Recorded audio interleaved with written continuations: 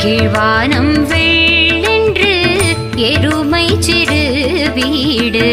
மேவான் பரந்தன காண் மிக்குள்ள பிள்ளைகளும் போவான் போகின்றானை போகாமல் காத்துன்னை கூவுவான் வந்து நின்றோ கோது கலமுடைய பாவா எழுந்திராய் பாடி பறை கொண்டு மாவாய் பிளந்தானை மல்லரை மாட்டிய தேவாதி தேவனை